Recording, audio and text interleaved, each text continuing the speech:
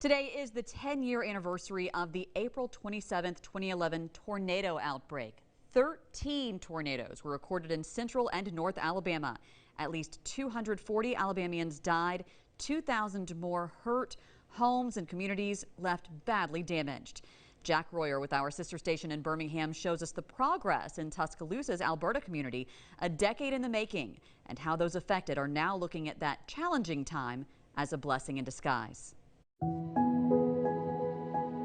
I was home alone, sitting, eating, and I heard my neighbors screaming, and I looked out the front door and seen the sky getting black and everything dissipating in front of me.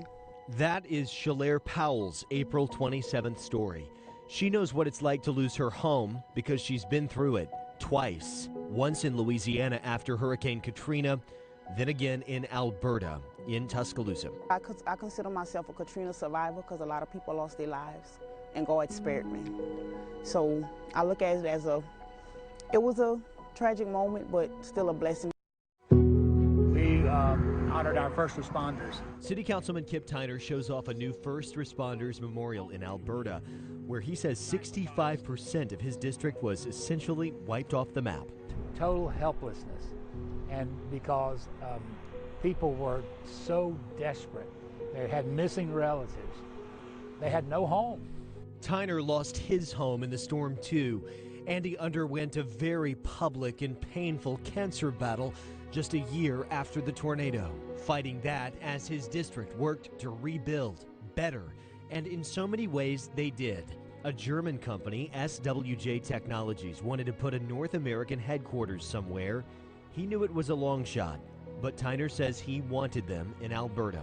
My exact words to Wolfgang was, I love long shots. I'm going to order the shovels today because you will break ground right here. You said that to him? Said that to him, and he's got the shovel in a glass in there, and he tells that story because I'm in it. Their headquarters will sit just in front of the newly built Alberta School for the Performing Arts and next to the Gateway, all new additions to this area with more businesses still coming 10 years later. It's just down from Juanita Drive, where Shalaire Powell lives.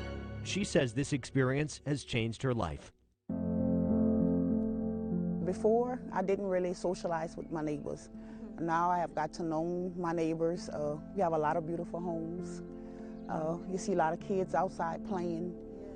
We have created it's not just a neighborhood, it's like a family. A street with only a few homes left a decade ago.